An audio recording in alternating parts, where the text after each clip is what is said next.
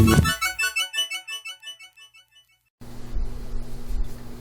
everybody, Don here, week 2 video blog, and last week I think I ended with what we would talk about this week, and that is a question was posed to me, what was my greatest accomplishment in art, I guess, or which piece I'm most proud of, something like that. And you know, that is a tough one, because you know, I like pretty much all the artwork that I do, but for different reasons. You know, yeah, there's some that I'm not so happy with, but there's quite a few that I do like. This is one of them, actually. Han Solo, he turned out pretty good. Very happy with that. But this one is not the one I'm going to talk about. So I've got these files set up, and I'm going to show you this image. Let me click on it. And this is a piece that I did last year for a Forestry Service in their visitor center, and it's a mural. And this mural, from edge to edge, is roughly 22 feet. And from top to bottom, I think it's a little over 12 feet. I'm not for sure exactly. It's around those dimensions. And the challenge that this one posed was I had to illustrate this on the computer to scale, which was just crazy because I've never done that before. And I have I guess it's a 27-inch monitor from corner to corner, because they measure them diagonally. And so what you're seeing right here, of course, you're viewing it on your computer or tablet and stuff like that, so it doesn't really work. So scratch that. But I'm looking at it at the way I was illustrating it. You know, I would have to zoom out to kind of see how everything was holding up. And another thing that was problematic was that it being that size, the file was huge. I mean, I'm looking at it, and this is a flattened version of the image, so it's sitting at just a little over a gig. But when I had layers turned on, our puppy was up there. I think it was running around 3, maybe 4 gigs at a time. And yeah, so I had to really be mindful of that. And so it was really tough, because normally I would work on a piece, and whether it would be for a children's book or toy packaging art or whatever, I would be presented with a job. I'd get the dimensions, and you know, it wouldn't be that big, maybe 11 by 8, 8.5 by 11, 11 by 14, you know, and then some odd shapes and sizes for toy packaging. And with that, I would generally work maybe 150% or 200% of what it would be printed at, and then it would scale down. And easy peasy, no big deal.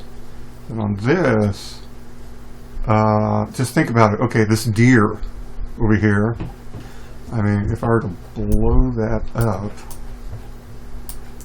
you know, I mean, okay, maybe that's a little too big, but you know, that's what I'm looking at. You know, it would have to hold up detail-wise, right? And then, but I can't see the rest of the image to see how, you know, it relates to the rest of the mural. So it was always bouncing back and forth.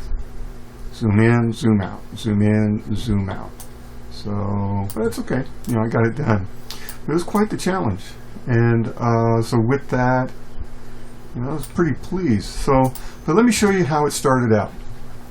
So I was presented with this PDF file on the client that I worked with, the Gecko Group, and their client came to them. They presented them with this concept. Over here, this is the visitor center, and this is the wall that the mural was going to go on. And as you can see right here, this was their rough idea. This right here represented an actual three-dimensional tree that they were going to build. Another little stump here. I have an information kiosk, another information kiosk here, types of wood through here, and then the whole forest scene. And then they were going to depict indigenous wildlife and plants that I guess a visitor would encounter on their hikes through the area. And so with that, let's see, let me turn that layer off. And this was their rough pencil that they gave me. And then, of course, the red arrows represent, off to the end of the arrow that would depict, okay, like deer, a tangier here, the types of trees, and the stream that they wanted to cut through, a lot of deadfall, some ferns, you got your turtle, and so this was what I had given to me to come up with a tighter pencil so that they could show their client. That dot right there looks like the bird's pooping. Wow, I never even noticed that until now. My goodness. Alright, so with that, let's go to the tighter pencil. So with this, I just crammed that sucker full of trees and the stream, turtle down here. We've got a rattlesnake over here, the grouse, the deer, the tangier right in here. I think there were a couple other little things. But for the most part, they were happy with this, but they felt that the forest was a little bit too dense. So with that, I thinned it out. Excuse me.